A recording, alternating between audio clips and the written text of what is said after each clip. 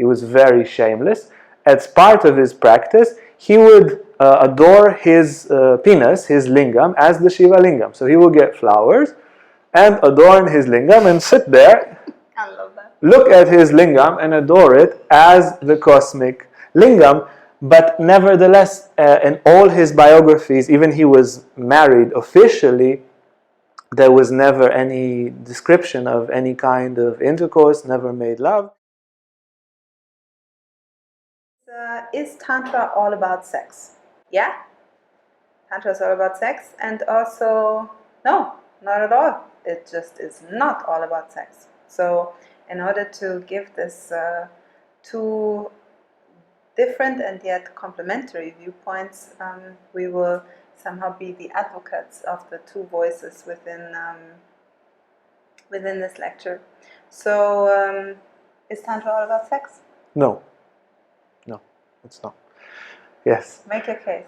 My case.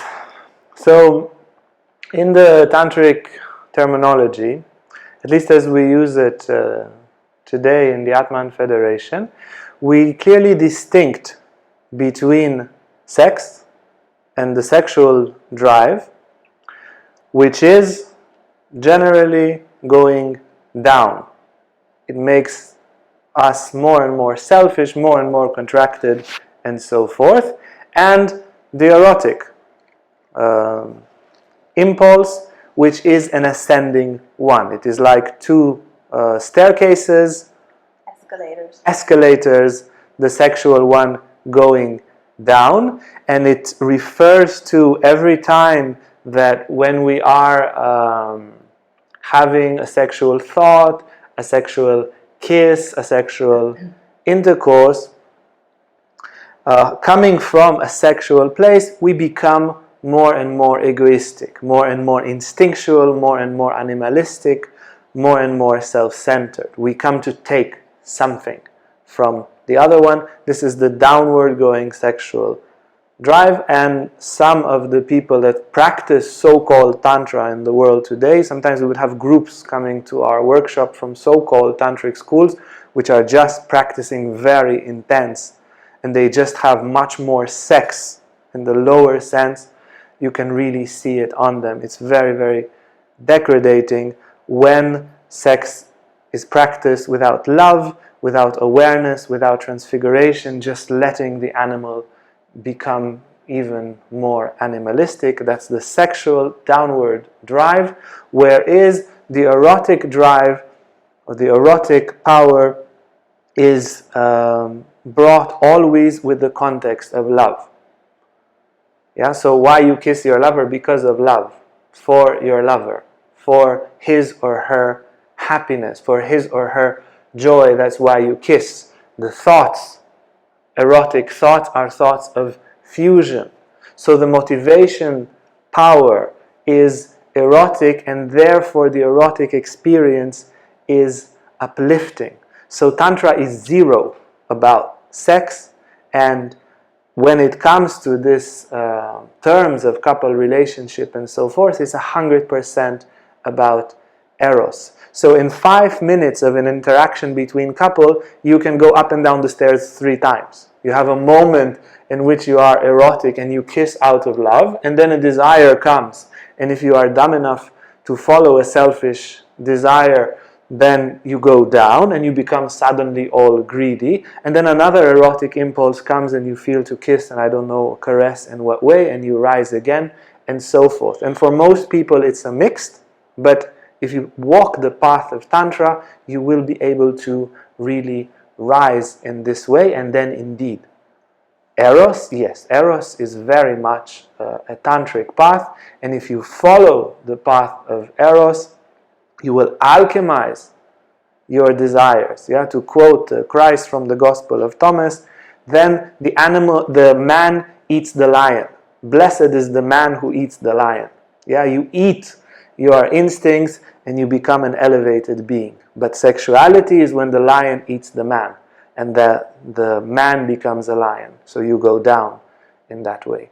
Yes, so Tantra has zero to do with sex and all to do with Eros. What do you say, my love? Well, okay. After Okay. redefining. She said okay. You Yes. heard. We're fine. I hear you. You hear me. I hear Good. you. I'm very NVC about it. Mm-hmm. Yes. Okay. Fair enough. We can redefine the question a little and say, is Tantra then all about eroticism? And then I'm here to tell you, yeah, it totally is. Because in the Tantric context, Eros is not just, something that we do in the bedroom or in the park or wherever you do it. But Eros is considered a godly attribute. So it is considered one of the strings that makes up the canvas of creation. It is considered one of the, let's say, dimensions of God, the substratum of the highest, you could say. So you could say that Eros and the erotic interaction is actually present within everything.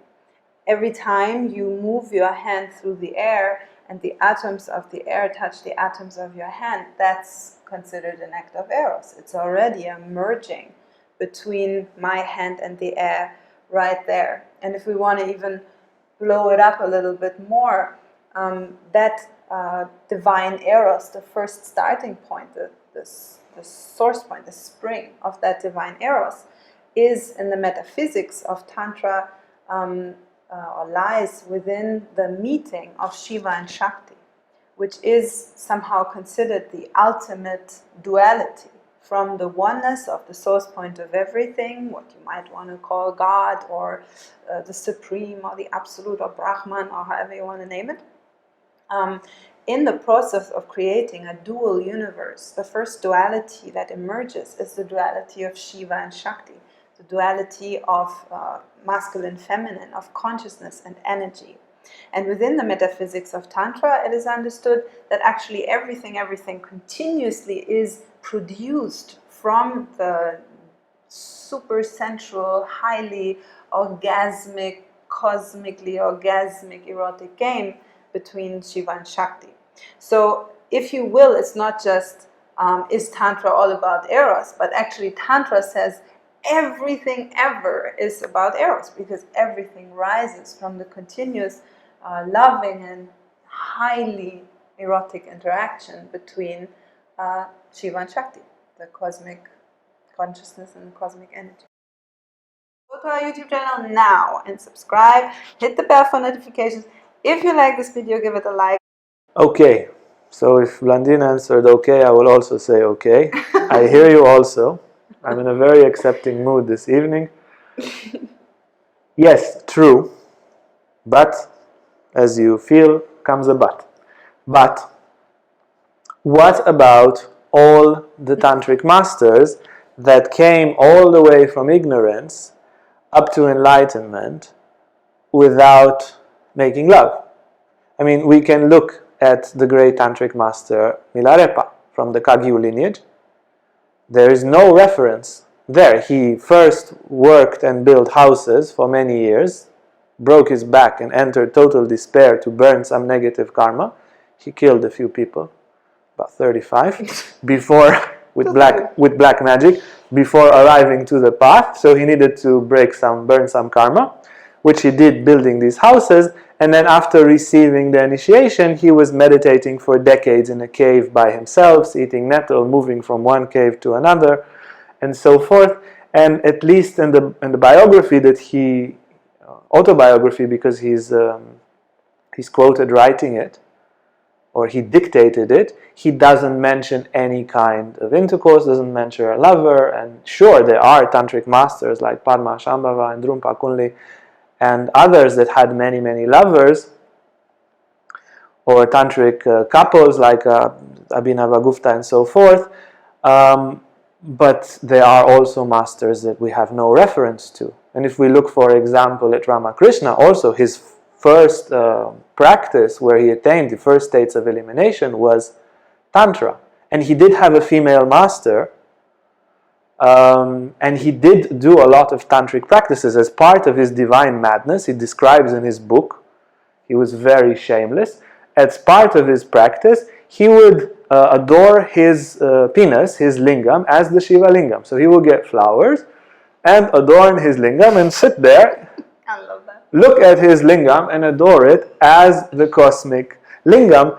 But nevertheless, in all his biographies, even he was married officially, there was never any description of any kind of intercourse, never made love, and there's a consensus of all the tantric teachers that he attained the highest, absolutely highest forms of enlightenment also like that, and very possibly up to, let's say, one of the more modern tantric masters, Sri Aurobindo, who did live with the mother. He did live, his wife was also enlightened, or his consort was also enlightened, but to my knowledge there's no descriptions of them making love. So it is possible to live the entire, or to walk A to Z of the tantric path without making love. That's fair enough. Fair enough. We would call that side of Tantra the right-hand Tantra. Some Absolutely. of you might wonder what's always with these words, with the right hand you would assume is the sexual hand, but turns out it isn't.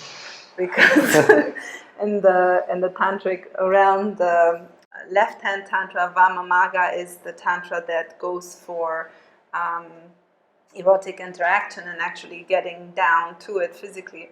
Whereas the right-hand Tantra, or the Dakshinamaga, is considered the one that refrains from actual physical contact, while you might still be making love maybe in the astral or in the subtle realms in one way or another. So, yeah, I can agree, but... I knew the but would come.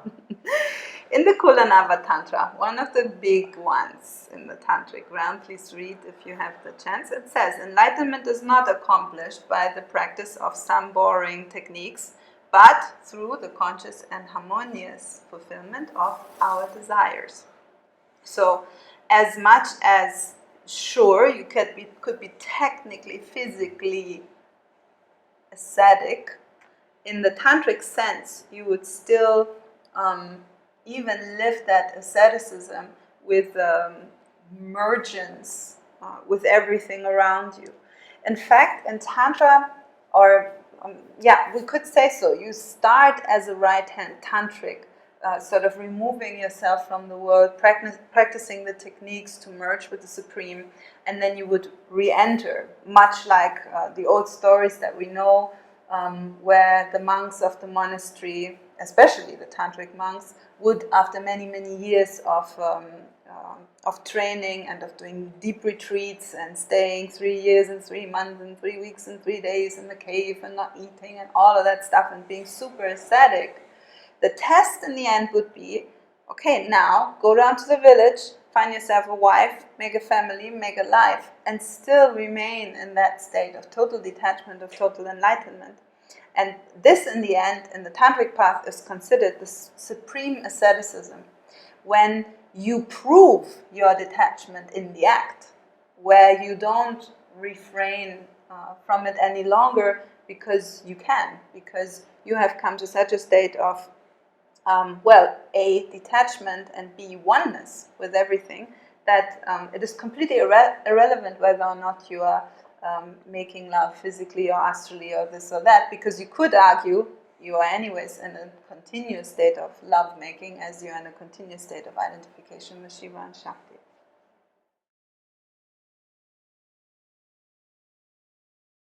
Hey guys, if you like this video, make sure to like and subscribe to our YouTube channel for more content on spirituality, Tantra and more. And if you want to sign up for our online classes or for our retreats, you can see our website on the description below.